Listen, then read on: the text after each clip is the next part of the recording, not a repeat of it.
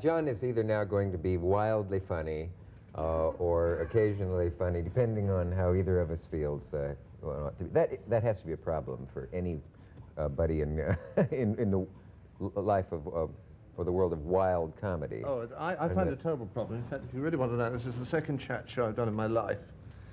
Well, I did one in 1967. Yeah. And as a result of it, I thought I'd leave it a little, you know.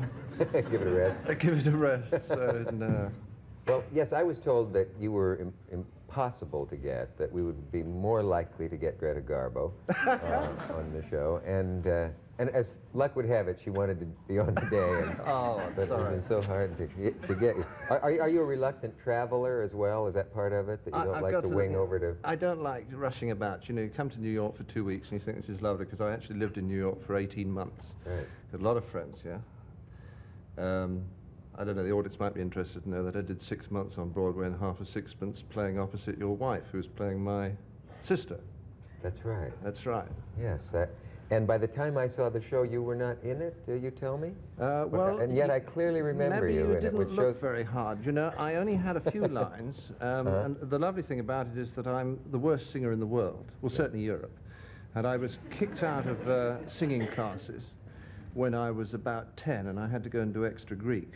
Yes. And I was here in New York, and somebody said, come and audition for a Broadway musical. And I thought, this is the funniest thing ever. I thought, this is wonderful. So I went along, and they asked me to sing something, and I said, I really cannot, what's the word, handle a tune, carry a tune? Handle or carry a tune. Yeah. Mm-hmm. And they said, can you sing your national anthem? And I tried, and I got it wrong. Puts you in good company. Yeah, and a week later, they rang me up and said, will you do the part anyway? And I said, what do I do about the singing? And they said, well, it's only chorus stuff. So until you get the tune, first couple of months, just mime. And that's what I did. I stood at the back of the chorus, and everybody sang. I knew the words, and I just did that quiet. And then, after we'd been going about 3 months, I started joining in very quietly. You let a little voice sneak into just it? Just a little, well, on the notes that I was sure of. Yeah. Well, I clearly remember you in the show, and you're alive. And even though you had left it by the time I saw it, that's how indelible an impression you make as a performer. My wife said you kept her sane and several other people out of town. Being out of town with a musical is not the best thing for one's mental equilibrium. Oh, it was terrible. We lost the director after 3 weeks. You know, all these terrible horror stories that we hear in England, you know, about how tough it is in America. Yeah. There was a very nice director I was very fond of, and I walked in for rehearsal the 3rd week, and he was gone. He just had it. Never saw him again. Now, was that ever explained to you? Was it just an unperson at that point? But a terrific guy took over. I don't think he liked me much, and I don't think he thought I was any good, but he had real guts. And he came in, and he brought the thing together, and he got it right by the time we got to Broadway. Yeah. Yeah. Who was that? Gene Saks. Oh, Gene Saks, yeah, that's right. By the way, getting into the movie The Life of Brian, by the way, does any of you admit to naming the group Monty Python's Flying Circus? Is there a controversy about who? Well, yes, the problem we had of finding a good title for it was almost the worst problem we had with the whole show. You know, we had the show written on the first one, and we didn't know what to call it. And we had a whole lot of fanciful titles, like we wanted to call it a horse, a spoon, and a basin. And a basin. And a basin, which I really liked. And somebody else wanted to call it Bun Wacket, Buzzard, Stubble, and Boot. Owl Stretching Time. The Toad Elevating Moment. There were all these suggestions. And one day we sat around and got very drunk, and we had to come up with a title. And somebody had already started to call it the Flying Circus. In fact, the BBC had started to call it that, and they'd started writing it in their schedules in ink, you know. So they said, well, could you call it the Flying Circus, because otherwise we have to write out new schedules. So we said, it's a nice title. And then we couldn't decide who, and we thought it might be Gwen Dibley's Flying Circus, because she'd been Michael Palin's music teacher when he was 11. And then somehow we went off Gwen Dibley. I don't know why. She could be famous, you know. Had someone else used her name, perhaps? No, nobody got there first. Gwen Dibley. And somebody came out with Monty Python, and we all fell about. And I mean, I can't explain why. We just thought it was funny that night. Presumably you haven't been sued by anyone named that. It sometimes happens when you were... Groucho Marx had that, didn't he? He had a character called Phineas X Flitterwaggle. One of the most preposterous names. That's right. And one showed up in Corning, Iowa or somewhere and sued him. Sued him. Second night, yeah. Thaddeus T. Flywheel? No, something like that, yeah. One of them. By the way, I have read The Wonderful Life of Brian's script. I don't know whether this is the shooting script or is it ex post facto or after the fact put. It's the shooting script with a few things still left in that we actually edited by the time the movie got on the screen. Oh, so there's a few things in here that aren't in the film? Yes, one or two of the offensive things which we took out. But if you just glance down the list of characters, the Virgin Mandy and Mr. Big Nose and the man further forward, and so there are many of these that are just wonderful. There's an ex-leper, which is a character, sort of a stock character these days, isn't it? And a Deadly Dirk and Pilot's Wife and a boring prophet. And in among Biggest Dickus and Intensely Dull Youth and Simon the Holy Man and so on, there's this wonderful mixture of character types. And then you notice that there are only, I think, 6 names.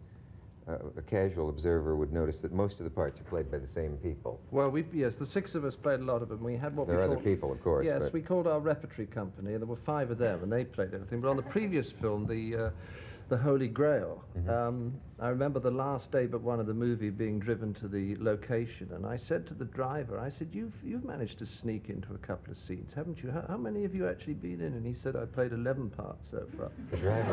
And he was aiming to get it up to 15 by the end of the movie. You know, so if the driver's playing 15, we're working pretty hard. Has tell me which way the controversy has been flowing lately, and on which side of the Atlantic is it more intense? I remember I don't know how many weeks ago it was, I heard the radio announcement of something that sounded in its tone as if there had been an outbreak of World War II or something, and it had to do with outraged religious groups that had seen here in New York. Film in New York. Yes. I think I switched on the radio to the phrase "a vicious attack on Judaism." Now, at what point did you all sit down and decide to make this vicious attack on Judaism and Christianity and everything that everyone holds sacred? How can we talk about that? Well, we just, after the Holy Grail, somebody suggested that it would be interesting to try and write a comedy set at the time of Christ. And you see, well, you know this, but when you start to write, you don't know where it's going to go. So you say, well, let's try this direction, and maybe it'll work, and maybe it won't. And we had an idea maybe that Brian was the 13th disciple, but he had a very demanding wife. And he was always late, so that, you know, he arrived 2 minutes after the water had been turned into wine, you know. Missed everything. And he missed everything, and that he never got to the Last Supper because his wife had friends coming round, and he was going to meet them at the garden afterwards, and he went to a club called the Garden, you know. And we tried this, and we found it just didn't work, because the moment that you got near the figure of Christ, I mean really near, it just really wasn't funny, because Christ was wise and flexible and intelligent, and he didn't have any of the things that, I mean, comedy is about envy, right, greed, malice, avarice, lust, and stupidity. I remember an American, Harvey Orkin, once telling me, and he said, you know, you cannot make a comedy about St. Francis of Assisi, you know, I mean, there's nothing funny about it. Yes, as they say, where do you go with it? To hell would be the answer. So, but, you know, even talking about religious subjects in the way we are now offends some people, and I don't know what assumptions lie behind that. One of them, of course, being that there's nothing funny about certain things. This is wrong. I can't think of anything there's nothing funny about in some sense. And same people who talk about how humor is a healing, wonderful thing, then don't want it applied to certain areas. Weird. A lot of. I find it very difficult, but the trouble is, you know, what do you mean by religion? I mean, some of the PBS viewers, I believe, may have seen a series called The Long Search by a guy called Ronald Eyre, who made it for the BBC, and it was an investigation into 13 programs, basically into 13 religions. I think he did 3 on Buddhism. He traveled and did all the basic main religions in some detail. Judaism, Lutheranism, Catholicism. I think he even did the Church of England. I think he even found a program for that. Surprised it got in under the heading of religion, but anyway. Maybe it was there for variety. It's a little light relief around number 6. Yeah. And, The thing about it, when he came to see this film, he said he thought it was a very religious film. And I may surprise you if I say I think it's a religious film. I think all the messages in it, in fact, are profoundly religious. But Ron Eyre did say, and I hope he won't mind my quoting him, that a lot of people that he thinks are not religious will be angry about it. And it simply depends on what you mean by religion. If you take religion to be a sort of revelatory and rather authoritarian creed, you know, in which certain things are handed down, must not be examined, must be obeyed, and there is a sort of an authoritarian structure enforcing it. If that's what you mean by religion, then I suppose it is in many ways anti-religious, but it's certainly not against Christ or anything Christ said. It is against the manifestations of certain aspects of organized religion. And I think one's entitled to criticize people. Yes. Have you seen this kind of writing about the movie? There's a piece in the Washington Post by a man who said, I'm not going to see the movie, and I realize I can be accused of burning a book I haven't read, but I'm not going to go see a movie that makes fun of Christ. I don't need that, you know. Well, the answer is, I would swear that as far as I'm concerned, it does not make fun of Christ at any moment. No, in fact, well, perhaps you should explain one thing about the plot that we may have left out. Brian has the, I guess, ill luck to be born on the same night that the three wise men are making their journey. Right. And they go to the wrong place. That's the triggering mechanism. That's right. They finish up in the wrong stable. Yeah. Which is nice because, you know, we hear the story now of the three wise men arriving.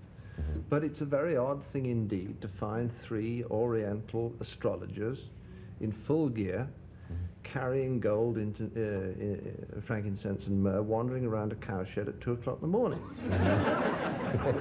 It's odd. I mean, we accept it because we've been brought up. But if you look at it that way, it's peculiar. What are they doing? You know, one of them says led by a star, and Mandy, Brian's mother, says led by a bottle more like, which is, you know, is the natural reaction. Assumption, exactly. Yeah. Do you have any idea, or does anybody, where comedy leaves off and satire begins? Is it satire in the movie when Brian has all these followers that he definitely does not want, and they even stand outside and repeat his phrases and say, yes, oh, that's so true. And he tries to tell them, please, don't do this. I'm capsulizing, of course. And then a wonderful moment in the script says, remember, you are all individuals. And in unison, they chant, yes, we are all individuals. That must be satire, mustn't it? I think have we crossed into the line? I think so, yes.